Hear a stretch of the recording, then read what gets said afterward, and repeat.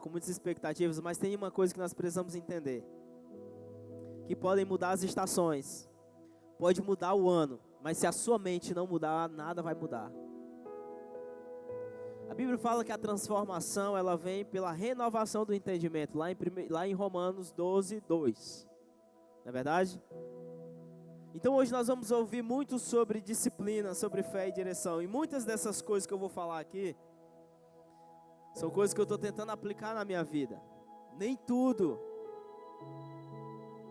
eu ainda consegui, mas estamos nos movendo nisso. Eu já paguei um alto preço pela falta de disciplina. Eu já atrasei muitas coisas na minha vida pela falta de disciplina. Eu já atrasei algumas coisas profissionais, espirituais, intelectuais, por causa da falta de disciplina.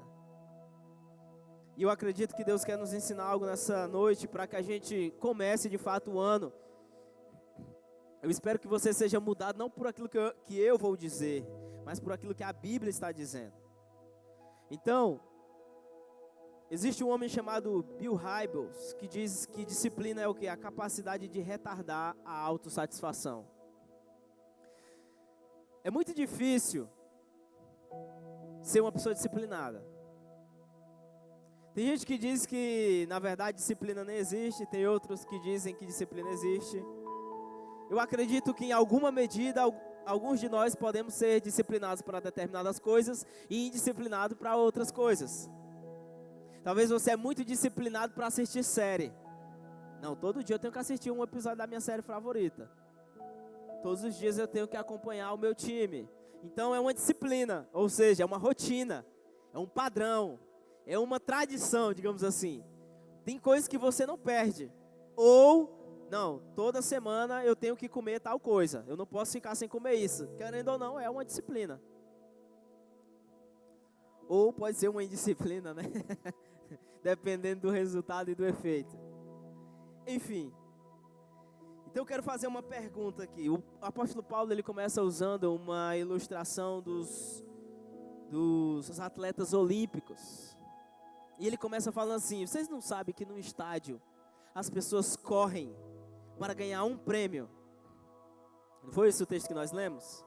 Ele primeiro está falando, ele vai falar de dois tipos de atleta: um corredor, ou um velocista, né? E um boxeador, um lutador. Então, a primeira pergunta que eu quero fazer para você é: quais são as mudanças que precisam acontecer em mim? Qual é a mudança que precisa acontecer em você para que você seja um atleta melhor? Paulo está usando uma metáfora de que a jornada do cristão, ela é como se ele fosse um atleta.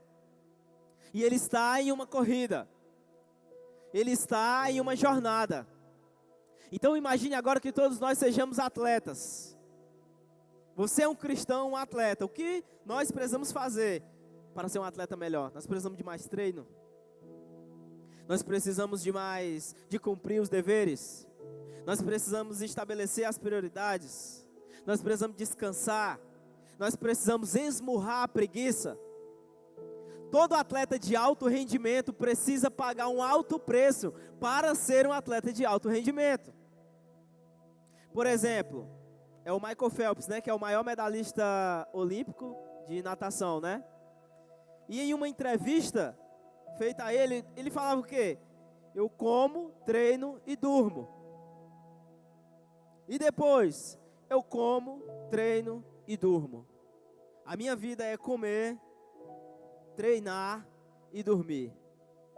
Já vi histórias de outros atletas que nem namoram, que não vão para festas, que não vão para nada. Para quê? Para manter-se focado e um alto rendimento.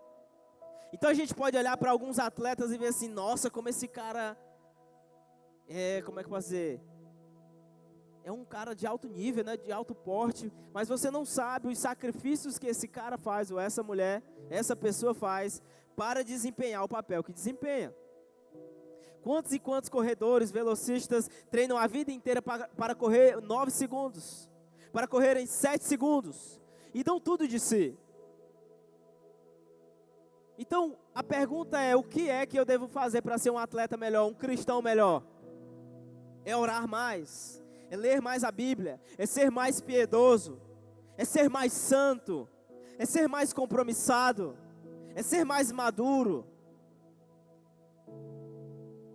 E o que vai exigir para que eu me torne esse atleta? Para que eu me torne mais saudável, para que eu me torne mais temente, para que eu me torne mais santo, para que eu me torne mais piedoso. O que é que eu tenho que fazer? O que eu e você devemos estabelecer para avançar? Porque, irmãos, não adianta nada a gente falar, esse ano vai ser o ano de não sei o quê. Esse ano nós vamos avançar, esse ano vamos fazer tantas coisas, se comportamentos e padrões não forem adotados. Querer é um passo muito importante, mas não é o único.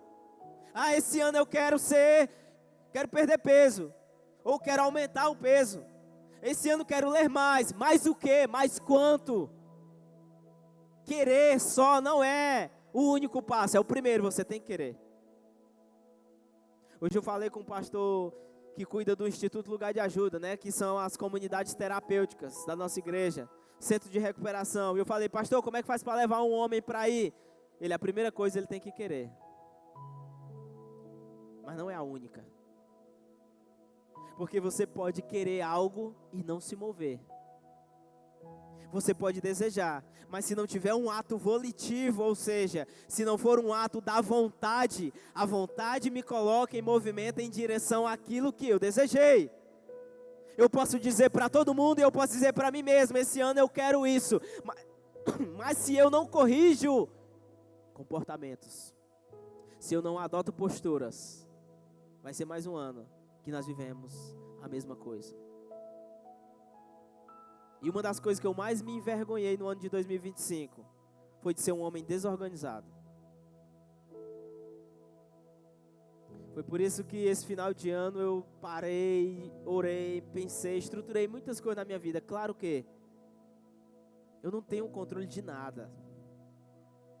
Mas o fato de nós não termos o controle de tudo não significa que eu e você não devemos também ter planejamento. A Bíblia diz que o homem faz muitos planos, mas quem dá a última palavra é o Senhor. Mas o homem faz planos. Eu e você precisamos ter planejamento. Sem planejamento a gente não avança. Se as coisas não estão esclarecidas para você, elas também não serão realizadas. Sabia disso? Às vezes a gente fala nossas metas para todo mundo, menos para nós mesmos. Quantas e quantas vezes a gente não fez tantas promessas, eu vou fazer isso, eu vou fazer aquilo. Mas irmão, se você mesmo não parar e... Por que eu me envergonhei da desorganização? Porque uma vida desorganizada não glorifica Jesus, cara. Se a nossa vida for desorganizada, nós não iremos glorificar a Deus. A Bíblia diz que Deus é um Deus de ordem e decência. O que é ordem? É organização. Deus não foi criando as coisas soltas, aleatoriamente, não. Um dia Ele criou uma coisa. No outro dia, Ele poderia ter criado tudo em um dia, irmão, sim ou não? Mas Ele escolheu criar em 6 dias. Não é verdade? E até descansou. Deus estava estabelecendo um padrão para nós. As coisas no reino de Deus não podem ser aleatórias e bagunçadas. Às vezes a gente se move, é porque o Espírito a gente vai se mover no Espírito. Mas o fato de se mover no Espírito não significa que eu vou ser desleixado. E muitas pessoas estão vivendo uma vida desleixada porque, eu sigo a direção de Deus. Eu vou viver na minha vida e Deus vai me conduzir. Não é assim, irmãos. A Bíblia diz que Daniel orava 3 vezes ao dia, isso é disciplina. Isso é padrão de vida. Eu tenho que orar, isso é a vida de Daniel, né? Eu oro 3 vezes ao dia. E possivelmente nos mesmos horários. O apóstolo Paulo continua no texto que nós estamos dizendo assim. Primeiro ele iniciou falando o quê? Vocês não sabem que numa corrida, ele está falando uma corrida normal. Numa corrida, todos competem, mas apenas um ganha o prêmio. Né? Se estamos em uma competição, Só um vai ganhar. E ainda dentro dessa analogia, Paulo fala assim: portanto, corram para vencer. Qual é a maior expectativa de um atleta? Vencer. Ser vitorioso. E Paulo fala: corram para vencer. Porque ao vencedor dará a coroa da vida. Vamos lá.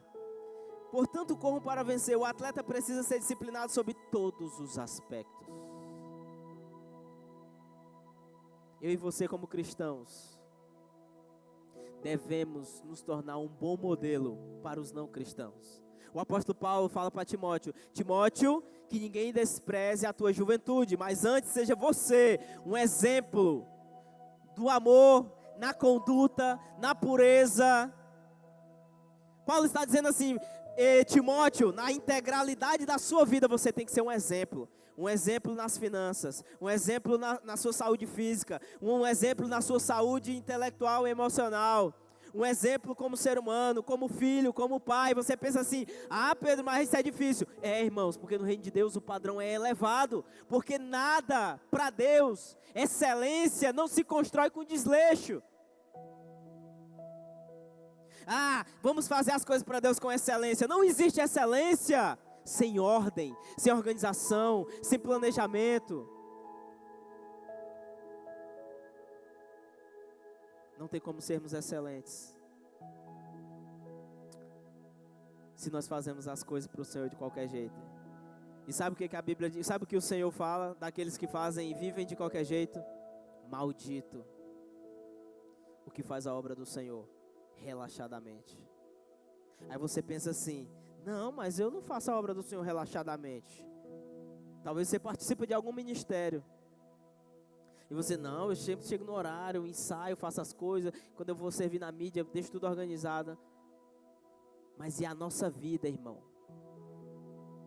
A nossa alimentação, o nosso sono, as coisas básicas. Como é que nós vamos ser, como é que nós vamos ter longevidade se a gente não está se cuidando? Como é que nós vamos ser diferentes no mercado de trabalho se a gente não sabe nem falar direito? Nós estamos vivendo numa espiritosfera e esquecendo que Deus nos colocou na terra. E na terra é o lugar onde eu e você devemos ser exemplo. A obra do Senhor não é só vir para a igreja, não é fazer parte de um ministério. A sua vida é a obra do Senhor. E maldito é aquele que faz a obra do Senhor relaxadamente. Maldito aquele que está vivendo a sua vida relaxadamente. Maldito aquele que está gastando a força, o vigor da sua juventude no lugar errado. O texto continua. Paulo diz: nós, porém. Ele falou daqueles, criou a ilustração. Agora ele fala assim: nós, porém, nós cristãos, nós fazemos para ganhar um prêmio eterno. Ele falou assim: aqueles que correm no estádio, correm para ganhar um prêmio perecível. Se você já participou de alguma competição aqui, você ganhou um troféu, você ganhou uma medalha, você ganhou talvez um dinheiro, mas isso acabou. Isso perece. O troféu vai acabar, vai quebrar. Mas Paulo está dizendo assim: eu e você, nós fazemos para ganhar um prêmio eterno. Por isso, agora isso aqui é demais, irmãos. O apóstolo dos apóstolos está dizendo o quê? Por isso não corro sem objetivo e nem luto como quem dá golpes no ar.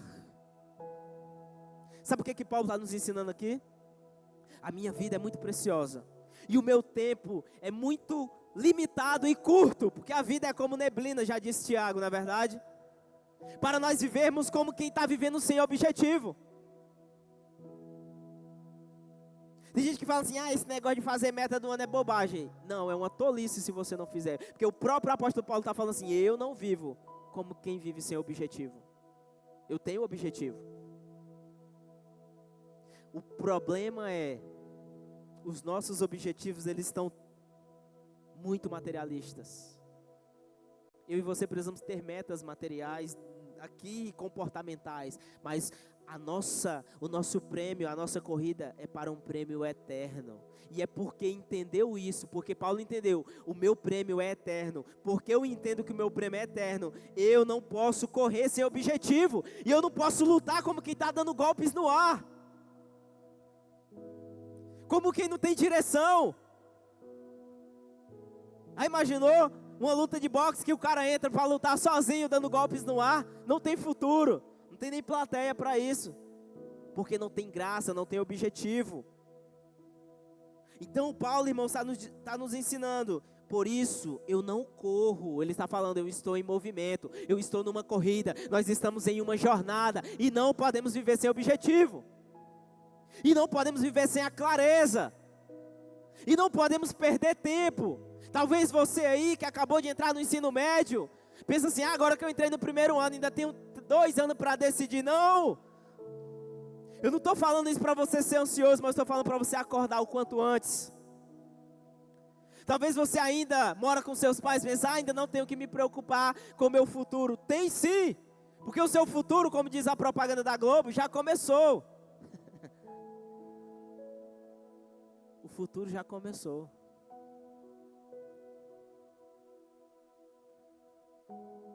E essa aqui é uma das partes mais confrontantes. É que Paulo diz assim, disciplina o meu corpo como um atleta. A pergunta que eu tenho para você, que vale para mim. Nós estamos disciplinando o nosso corpo como um atleta?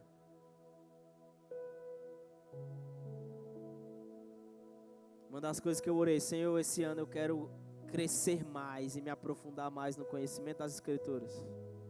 Senhor, esse ano eu preciso orar mais. Eu preciso mergulhar mais, eu preciso ser mais profundo. Eu preciso disciplinar o meu corpo como um atleta. E disciplina é retardar a satisfação. Disciplina é retardar o conforto. E é difícil, irmãos. Porque a gente vive na era mais confortável que já existiu na história. Você não precisa sair de casa para comer. Pede no iFood. Teve uma vez que eu fui na casa de um amigo meu, nem para ligar a central ele precisava. Ele só falava, Alexa, liga a central da sala e apaga a luz. Agora lascou, meu. Tá cada vez, não estou dizendo que isso é ruim. Às vezes é bom, né? O que eu estou dizendo é que, culturalmente, nós estamos cada vez mais preguiçosos. Em um poço de conforto. E é difícil para o jovem moderno do século 21 ser disciplinado. Talvez alguns de vocês aqui nunca leram um livro inteiro na vida. Eu não falo isso querendo ser superior a você. Eu estou dizendo isso porque faltou disciplina. Falta disciplina. Eu tenho dificuldade com pornografia, eu sempre caio na imoralidade. Disciplina. Você sabe que aquilo vai lhe proporcionar um prazer, mas o que é a disciplina? Retardar o prazer. Eu vou adotar padrões de comportamento, eu vou adotar um código de conduta que vai fazer com que isso que eu preciso abandonar, seja abandonado. Sabe como é que você vence um vício? Primeiro você não vence o vício, você administra ele. Mas sabe como é que você administra o vício? Trocando ele por uma virtude. Na filosofia, o vício e a virtude são antagônicos. Quando se tem vício, não tem virtude. Quando se tem virtude, não tem vício. Por que eu estou dizendo isso? Se você identificou vícios, cara, eu estou com uma certa dificuldade nessa área. Por exemplo, eu sou viciado em refrigerante e quero parar. Você vai ter que trocar isso por uma virtude. Que virtude é essa? Você vai ter que adotar um comportamento que esmurre o seu corpo para dizer não. Uma vez eu conversei com um cara que ele falou, cara, eu não consigo fazer isso. Eu falei, não, vamos mudar a história aqui. Você não consegue? Não, você não quer.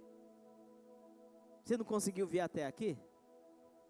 Você não conseguiu fazer qualquer coisa? Por que não consegue?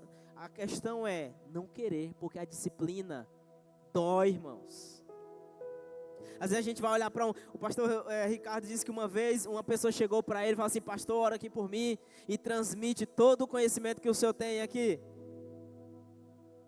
Ele disse que a vontade de falar: ô irmão, conhecimento não se transmite por oração não. Então as pessoas às vezes vão olhar para determinadas pessoas que queriam ser igual fulano.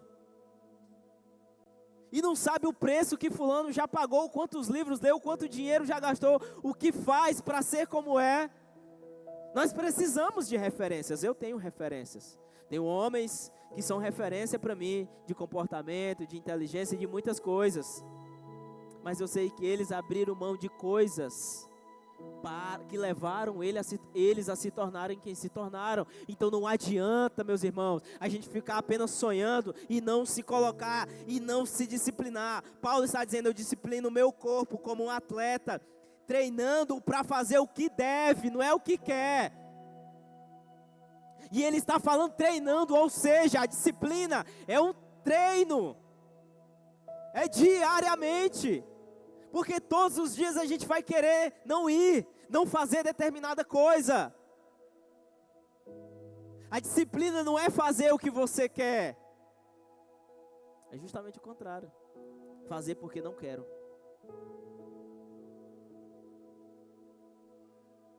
Em outras versões, sabe como é que o texto está escrito? Paulo diz assim: eu esmurro o meu corpo.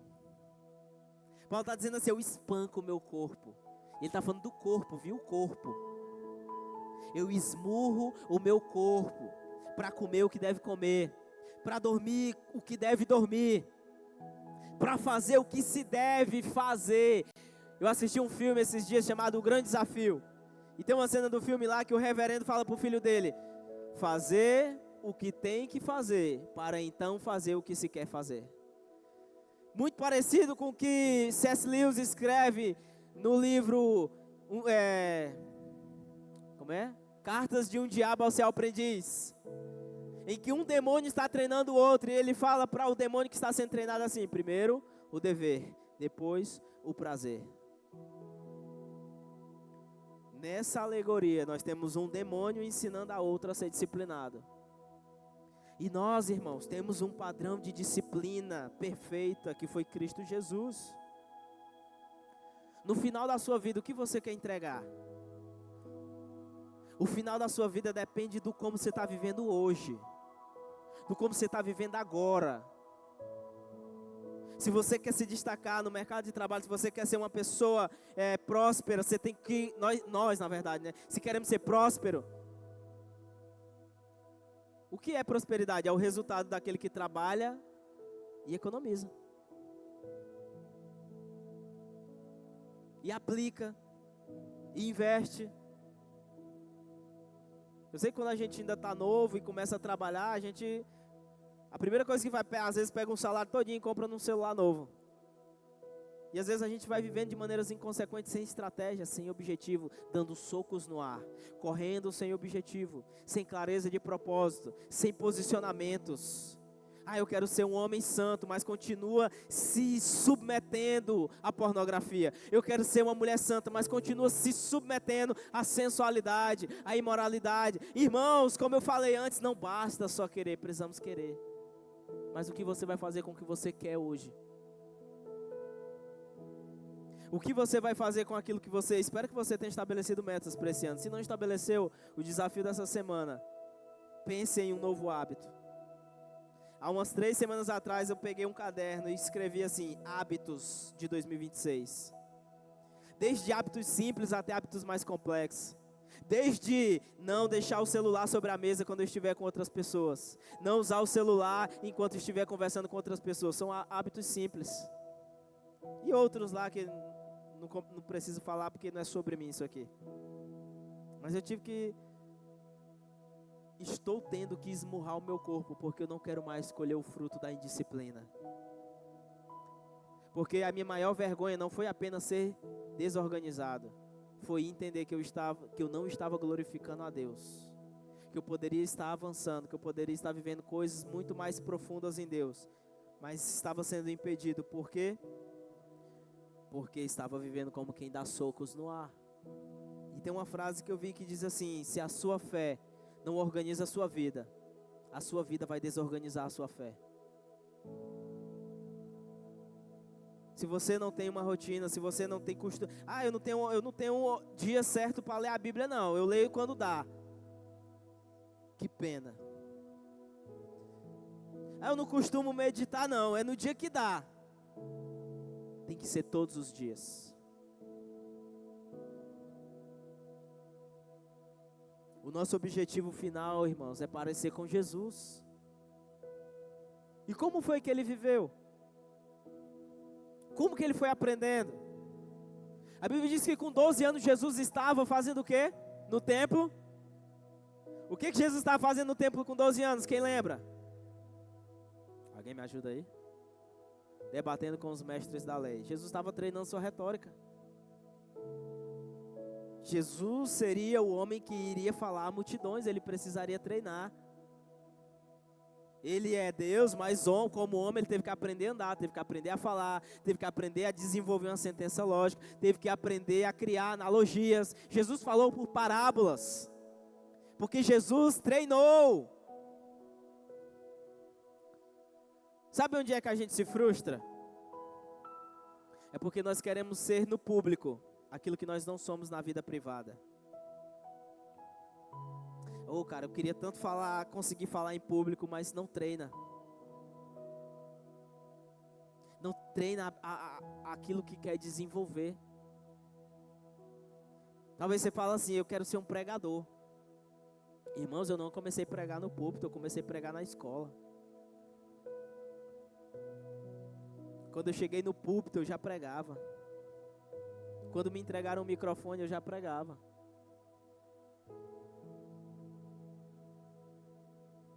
Entenda algo.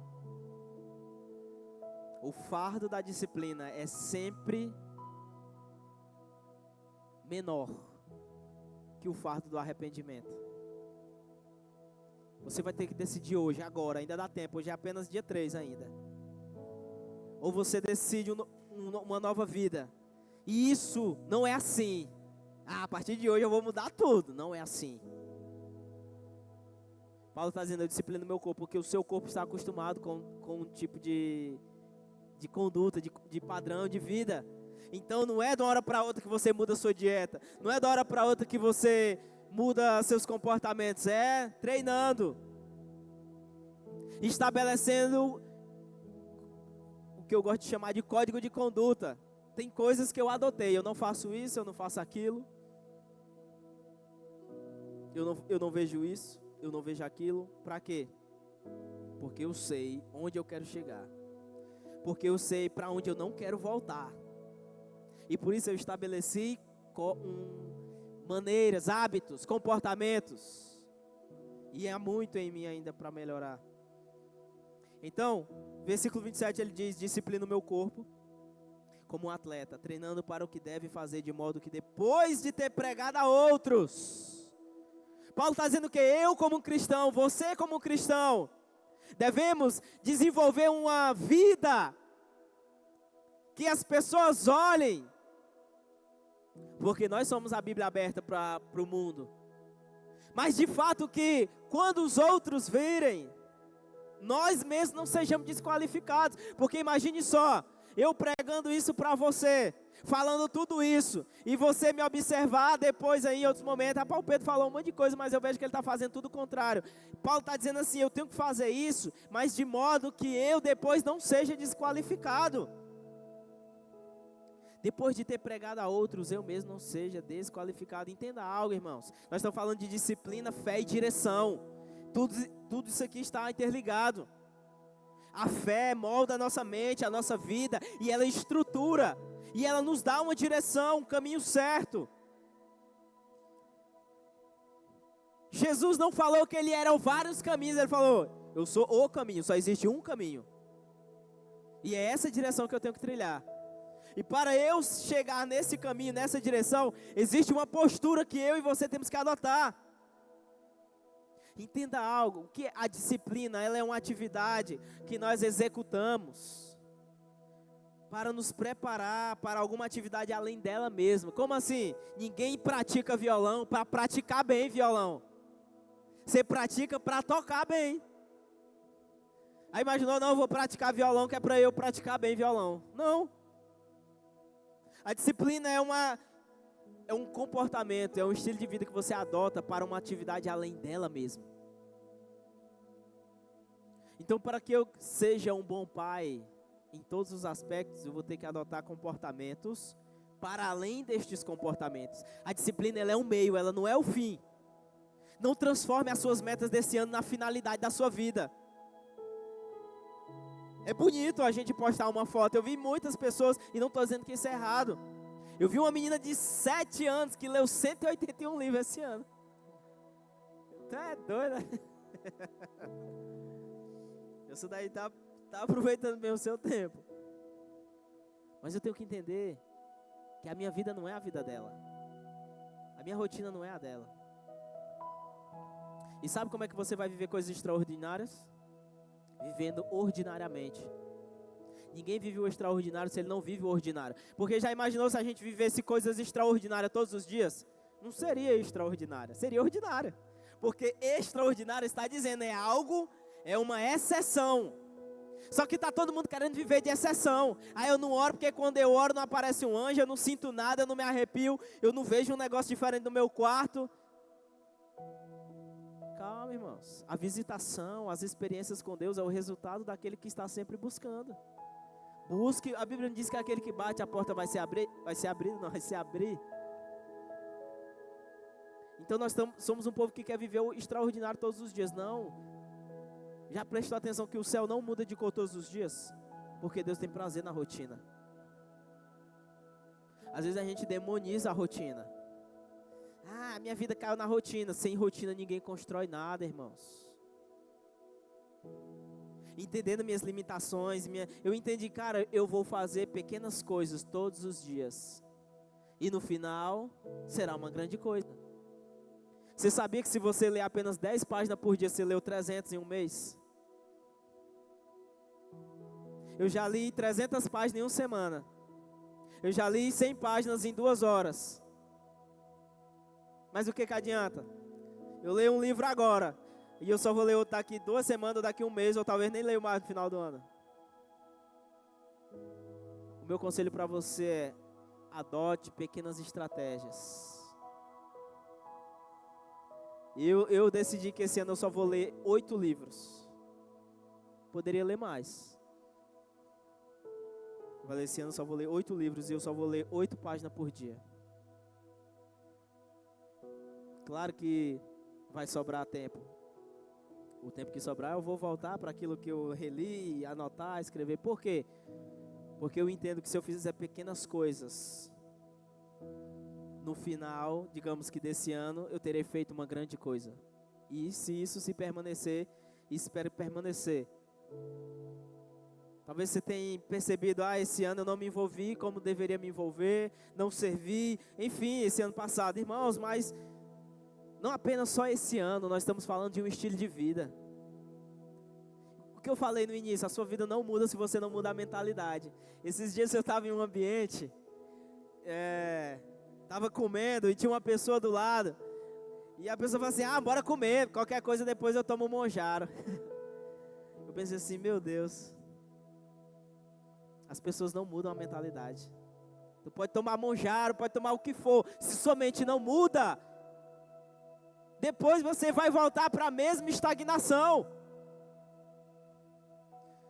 Não adianta só porque existe uma solução que é rápida. Se a sua mentalidade não mudar, meu irmão, sua vida não vai mudar.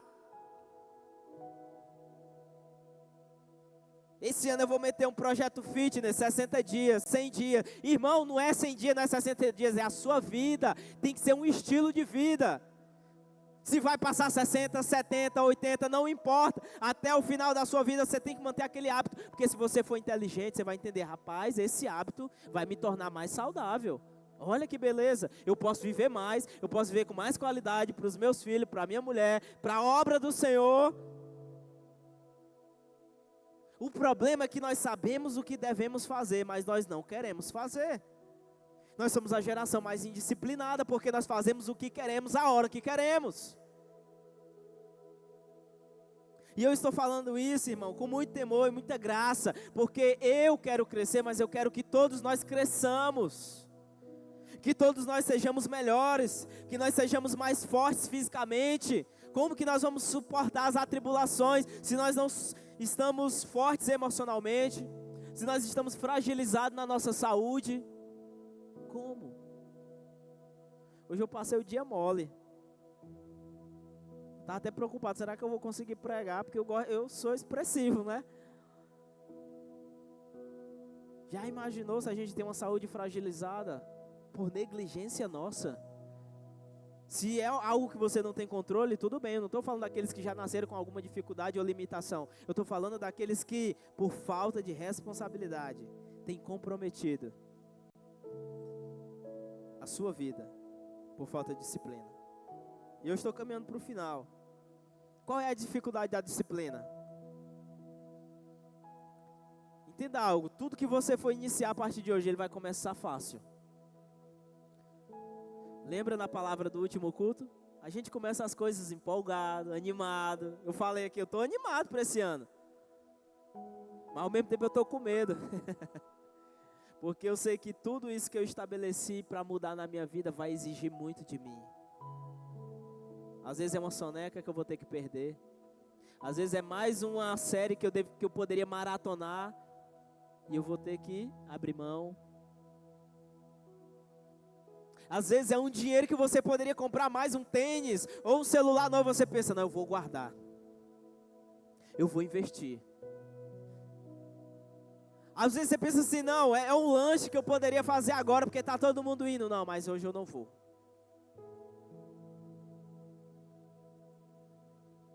Eu estou falando muito de questões comportamentais do dia a dia, mas lembre-se de algo. O nosso maior prêmio não é poder no final do ano postar. Eu não estou dizendo que isso é errado, viu? Postar quantos livros você leu, quanto peso você perdeu. Tudo isso é bom, mas tudo isso só revela. Tudo isso é para nós, irmãos. Essa é a verdade. A maior satisfação é conquistar o prêmio que é eterno. Sabe por que eu estou falando da disciplina para essa vida? Porque essa vida é o molde para a vida eterna.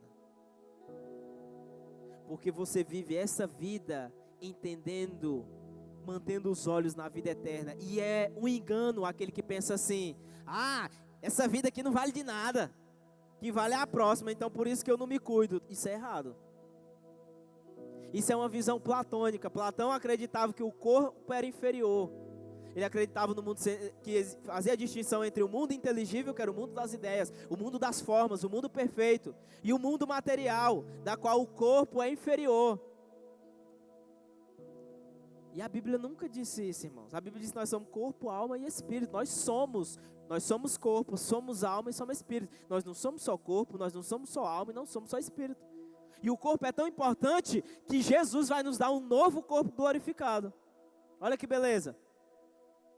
Então importa a forma como nós vivemos agora. Então eu falei, né? A disciplina começa fácil, mas ela fica difícil. Você pode começar na academia, você pode começar a dieta, você pode começar o livro, pode começar na faculdade, qualquer coisa. E vai ser fácil porque você está empolgado. Bora lá, novo ano, vamos para cima. Você pode começar uma nova vida de oração, uma nova vida de estudo da palavra, leitura bíblica. Você pode pensar, esse ano eu não vou faltar nas orações da terça-feira, amém? Inclusive, terça-feira nós voltamos com as nossas orações. Mas depois vai ficar difícil, filho. Porque aí a disciplina entra justamente aí, quando eu não quero. Muitas e muitas vezes eu vou fazer meus exercícios só porque eu tenho que fazer. Não é porque eu quero hoje. Tem dia que a preguiça bate. Mas eu entendo que se eu abro mão um dia, eu abro mão outro dia, eu abro mão outro dia, outro dia, outro dia, outro dia. Só você é o responsável por aquilo que, pelos seus objetivos e pelo propósito que Deus tem para você. Existe um propósito para a igreja, mas existe um propósito individualmente. Eu, Pedro Henrique, entendi. Eu estou falando de mim. Eu entendi que eu não seria um bom pai se eu não tivesse boas condições físicas, porque eu sei que ia exigir isso de mim. Porque eu sei que eu ia ter que acordar várias vezes pela madrugada, porque minha esposa e meu filho precisaria disso, porque eu precisaria disso, e até mesmo para a obra do Senhor. Como eu serei engajado se eu não tenho coragem para nada? Como eu serei engajado se eu não tenho condicionamento para determinadas coisas? Enfim. E tem mais um detalhe sobre a disciplina. É que poucos permanecem constantes. Já dizia C.S. Lewis, inclusive nesse livro, que o mais próximo que os humanos chegam da constância é a ondulação. É difícil ser constante. Mas o apóstolo Paulo nos ensina lá em 1 Coríntios 15:58, meus irmãos, sejam firmes e constantes. Firmeza e constância. Seja firme naquilo que você estabeleceu. Você fala, nem que eu sangre, eu não me submeto novamente à pornografia. Nem que eu sangre os olhos. A Bíblia diz lá em Hebreus, na luta contra o pecado vocês ainda não resistiram ao ponto de sangrar. Pois pense dessa maneira, nem que eu sangre, eu não vou me submeter a essa porcaria mais um ano. Eu não vou ser escravo mais um ano do diabo. Eu não vou mais beber do maná do diabo. Eu não vou deixar que os meus olhos sejam preenchidos com aquilo que não é santo. E sabe, irmãos, Jesus foi o nosso modelo perfeito de disciplina. Porque o próprio Jesus falou assim, eu não vim para fazer a minha vontade, mas a vontade do meu Pai, a vontade daquele que me enviou.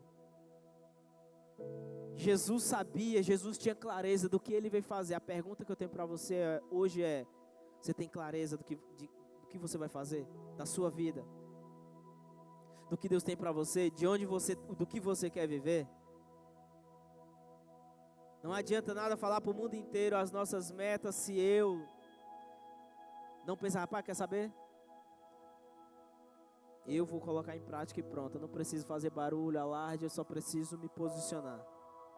Cristo se negou, irmão, para cumprir a vontade de Deus. Jesus foi disciplinado para fazer uma coisa, sabe qual foi? Viver para a glória do Senhor e morrer para nos salvar. A Bíblia diz que ele foi tentado em tudo, mas em tudo ele permaneceu obediente até a morte, e morte de cruz. Jesus sabia que não podia perder tempo, que seu ministério duraria 3 anos. 30 anos ele se preparou. Isso é disciplina, irmãos. Disciplina é se preparar muito mais para aquilo que você vai fazer. É muito melhor você estar pronto e não ter oportunidade do que chegar uma oportunidade e você não está pronto. Então, se você quer ser um pregador do evangelho, que você quer ser um pregador, um pastor, sei lá, comece a estudar. Comece a estudar a Bíblia, comece a elaborar sermões. Eu quero ser uma mulher que Deus me dê a graça de ter um bom homem, seja uma boa mulher. Eu quero um homem santo, seja uma mulher santa. E do contrário é válido. Então, se agora que eu e você somos salvos, o mínimo a fazer é ter uma vida disciplinada para a glória de Deus. Chegue no horário. Cumpra o que falou. E se realmente não deu para cumprir, peça perdão e fale, eu realmente não vou conseguir cumprir aquilo que estabeleci. Irmãos, uma vez, assim que eu casei com a Bruna, a gente começou a morar de aluguel, e aí a terceira casa que a gente foi morar, isso em 2018, custava R$500. Se R$500 hoje é muito dinheiro, mas em 2018, né? E aí a gente foi ver a casa, era 600, a mulher falou, não, eu deixo por 500. Eu, não, casa grande, boa, não, pô, eu vou ficar com essa casa aí. Quando chegou, acho que no outro dia, meu pai me ligou, ei, a fulana, que era uma prima minha, tá com a casa lá parada, tem até uma central de ar já lá, ela disse que aluga pra tipo R$200, só pra casa não ficar parada. Eu, de R$500 para uma casa de R$200, com a central de ar. Falei, não. Porque eu tenho que manter a minha palavra. Talvez para alguns pode pensar assim, moço, mas a mulher ia entender. Talvez entenderia. Mas eu me senti na necessidade de honrar o compromisso. Se eu falei que eu iria ficar, eu tinha que ficar. Isso foi uma coisa minha. E isso é disciplina. E não é fácil, e não foi fácil naquele dia. Porque eu poderia economizar R$300. Mas a disciplina vai lhe custar alguma coisa, irmãos. Tocar bem vai exigir de você muito tempo. Cantar bem vai exigir de você tempo, dedicação, comer as coisas certas, respirar da maneira correta. E tudo isso é feito com treino. Pregar bem não é uma coisa que você faz na primeira vez que vai fazer. Tudo que nós vamos fazer, ser pai, ser marido, é uma coisa que você vai aprendendo todos os dias, se disciplinando para ser melhor. Nossa, eu falei com a minha esposa desse jeito, não deveria, na próxima eu já vou me esforçar para não falar daquela maneira. Disciplina para se calar, disciplina para falar na hora que tem que falar. Primeiro, Eclesiastes 3, há um tempo para todas as coisas. Se você está na escola e vive brincando, não é hora de brincar na hora que está dentro da sala de aula. Você brinca na hora do intervalo. Se você vem para o culto, não é hora de você estar no Instagram, porque você vem para o culto. Nós somos um povo que muda a ordem de tudo. Na hora que é para fazer uma coisa, faz outra. Na hora que era para fazer a outra, aí quer fazer outra. Na hora que é para ouvir, a gente quer falar. Na hora que é para falar, a gente quer só ouvir. Nós estamos precisando de discernimento. E discernimento é o filho da sabedoria. Saber qual é a hora de falar, qual é a hora de agir, qual é a hora de não me envolver, qual é a hora de esperar. E lembre-se, o nosso prêmio é um prêmio eterno. A minha maior meta da minha vida é não perder a eternidade dos meus olhos. Eu não quero ganhar o mundo, irmãos, e perder Jesus. Eu não quero ganhar tudo, fama, eu não quero ganhar nenhum reconhecimento se isso me custar Cristo Jesus. Eu não quero ser um cristão morno, eu não quero ser um cristão frio, e para isso eu preciso disciplinar o meu coração todos os dias colocando lenha e abanando. Para quê? Porque senão ele vai esfriar. Se você não quer ser morno, frio, gelado, você tem que fazer a manutenção do fogo. E a manutenção do fogo não é ouvindo podcast e pregação no YouTube, por mais que isso seja muito bom. A manutenção do fogo é Bíblia, oração, devoção, adoração, culto. Do contrário, a gente pode chegar ao final do ano na mesma crise. Alguns. E eu sei, tenho ciência, de que isso vai exigir muitas coisas de mim e de você. Mas eu sei o que eu quero viver a partir de agora. A pergunta que eu tenho para você é: você sabe o que você quer viver? Ah, Pedro, eu sei o que eu quero viver. Pois então se mova nisso. Se mova nisso. Você tem uma palavra de Deus, por que que ainda não colocou? Por que que ainda não está se movendo nisso? Às vezes a gente recebe tantas palavras aí. Eu conheço pessoas que há quase 10 anos receberam uma palavra dizendo que Deus ia enviar essa pessoa para outra nação. Mas até hoje essa pessoa nunca começou a estudar inglês. Essa pessoa não creu na palavra. Porque quando você crê, você se move. Se Deus fala assim: ó, fulano, se você recebe uma palavra de alguém, eu até, sei lá, Deus fala com você. Eu sei que algumas coisas que Deus fala comigo e falar com você, precisa provocar em nós uma pergunta: o que que eu tenho que fazer agora? Se pergunte isso. Quero convidar aqui o pessoal do louvor. A pergunta que você tem que fazer hoje é: o que que eu tenho que fazer hoje para chegar a este propósito? Ou nós vamos continuar fazendo, dando soco no ar? Ou você vai continuar gastando seu dinheiro com besteira, com bobagens? Ou você vai continuar esperando um tempo que você não tem mais? Não, eu ainda tenho muito tempo. Não tem. Paremos de pensar isso. Tempo é a moeda mais cara, irmão, do século 21. É por isso que as coisas que as grandes startups, as grandes mídias mais investem hoje é tempo. O que o algoritmo faz? Ele observa, ele identifica no que você dá tempo, no que você dá atenção. Por isso a coisa mais importante que você tem hoje não é seu dinheiro, não é sua beleza, não é seu corpinho aí com tudo ajeitado ou não, não sei. A coisa mais cara que nós temos hoje é tempo. E o que nós vamos fazer com o nosso tempo? Fique de pé no seu lugar.